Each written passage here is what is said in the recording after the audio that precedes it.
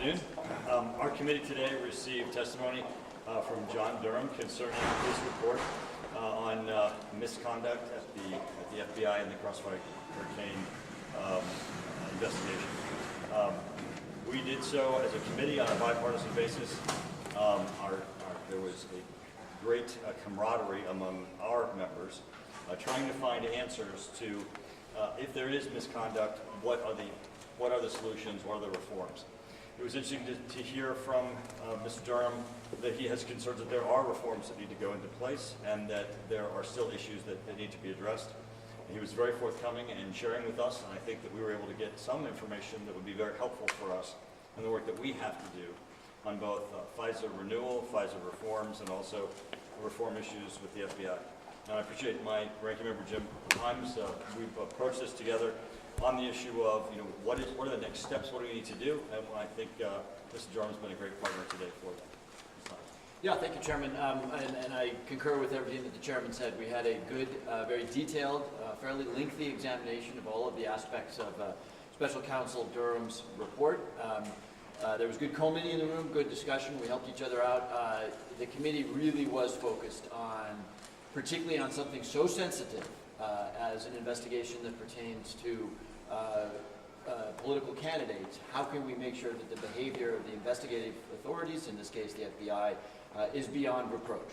We have had, both in the Clinton investigation, the emails, and of course the Crossfire Hurricane investigations, and very recent past, very, very sensitive investigations. Who knows where we'll go in the future, but we know that we have to learn from the mistakes made in these investigations to make sure that Americans can have confidence in both the prosecutorial power of the federal government and in their elections. Can you go into specifics about what y'all talked about here? What did Durham talk to y'all about? What questions did you ask him? Well, our sessions are closed, and so we're not permitted to be able to tell specific questions and specific answers that occurred. We can certainly tell you our impressions, and I will tell you that both the members of the committee and Mr. Durham really embraced the substantive details within his report. I mean, he's been very thorough in his investigation and in the information that is there. We discussed, obviously, our concerns and his concerns about misconduct, but the real focus of our committee is what's next. We don't want this to happen again, both to the American public, to a president, to a candidate, and how do we put steps in place we can at least try to head this off the path. The questions pertain a lot, as you might imagine, to some of the differences between the Special Counsel's report and the IG Horowitz's report, because there are some distinctions there. We were very interested in what the reason for those distinctions were.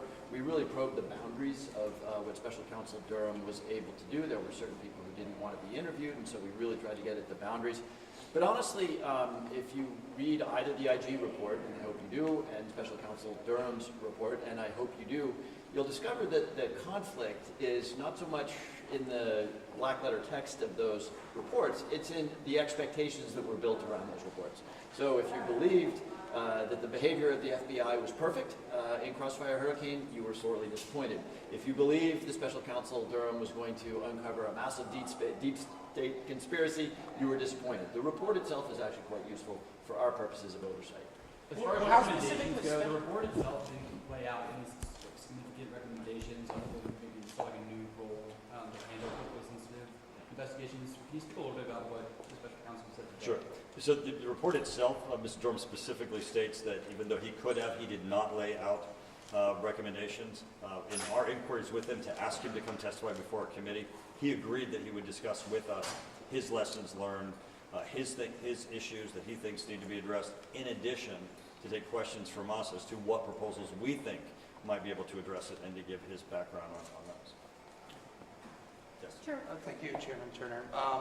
Why was the hearing closed? Like, what elements were classified? And second, do you think the Durham report and all these investigations, do you think there needs to be classification reform in the U.S. intelligence community and the U.S. So classification reform is a separate question, and we are dealing with that in the committee. That is something that just as you can look at all the issues that we've had of mishandling of classified documents, that our committee is taking up, but it does need to be done. Chairman, Why was it closed? As far as the FISA issue is concerned, after listening to Mr. Durham, where is the committee right now as far as re-upping FISA at this point? And what, I mean, we hear very often about accountability for the FBI, and the FBI says, yeah, sure, we've already fixed everything, and then all of a sudden, I'm kind of back to a groundhog day. Where are you right now on that? Right. I don't think anybody on our committee is completely satisfied with the reforms that the FBI has undertaken. They're certainly a great start. They are responding to some of the issues and problems that are identified in the Durham report and in some of the issues and angst that members of Congress themselves have. But I think our goal in reform supplies will probably go beyond that and maybe even codify some of the ones that have been proposed. Yeah, I think I said this earlier. I think the committee, and I think this is pretty close to unanimous on the committee, is because we appreciate the absolutely essential quality of FISA 702 to keeping us safe from fentanyl, from terrorism, from Iranian plots. I could go on. It must be reauthorized. I also think it is unanimous that it must be reauthorized with reforms. And at the core of those reforms really is, in my opinion, U.S. person queries. And if you think about that, as the chairman said, there have been a lot of reforms already made. So the minimalist position would be, let's just do that. Of course, the maximalist position is probably, don't let the FBI do U.S. person queries or make them subject to a judicial warrant. Where we fall at the end of the day between those two extremes, if you will, I think that's still to be determined. Last couple questions. Yes. Chairman Turner, do you worry with tomorrow's public hearing in a more kind of politicized committee that what you accomplished today could be jeopardized? Well, I am glad that we went first because I think that having Mr. in this environment allowed him to be very forthcoming and very sharing of his thoughts and ideas. Certainly that tomorrow has a different purpose, but I do think that he was very comfortable at this point with the commitment that our members had on a bipartisan professional basis to deal with his work to share with us. Yeah, the world is different when the cameras are running. Behind closed doors, when the cameras weren't running, I will tell you that on both sides there was an attempt to get at the truth, rather than what I fear you might see tomorrow, which is an attempt to maybe elide or angle the truth a little bit in the service of one's political agenda. That didn't happen in our meeting. I think that was useful for this committee. On that Last front, question. Where are you at on the shift censure resolution you're doing this week? We're not going to comment on that. It's about the Durham investigation. Was it your impression that the Special Counsel believes We already- Democrats weaponized? Just taking the FISA piece aside, I'm kind of curious what this left you thinking in terms of like other reforms of the FBI. It was very clear that Mr. Durham believes that there was misconduct, and as you've all in reading his report, he lays out what those instances of misconduct are. He gave us the impression that some of the misconduct is individualized, like there were bad people doing bad things. But then some of it is systemic, and some of it is where we need changes so that there's higher reviews, there's higher requirements for this to ever happen again. And he did share those with us, and I do think that that gives us an opportunity. Just a quick follow-up on that question.